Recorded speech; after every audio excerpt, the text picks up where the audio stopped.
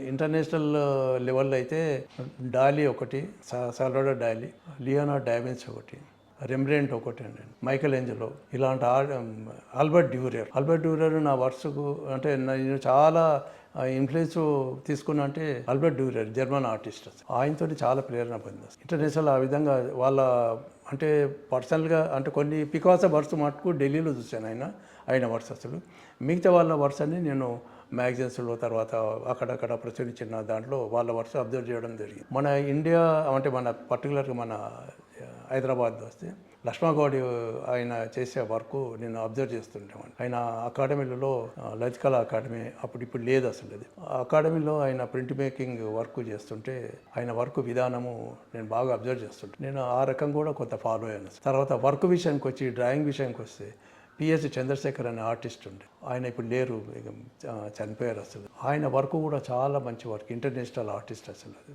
ఆయన వర్క్ నేను చాలా అబ్జర్వ్ చేస్తుండే, మంచి డ్రాయింగ్స్ ఉంటుండే. ఆయన చేసే వర్క్ విధానం చూస్తుంటే నేను కూడా నాది ఇంకా డెవలప్ చేసుకోవాలన్న భావన కలుగుతుండే. ఆ విధంగా నేను డెవలప్ చేసుకున్నాను అసలు.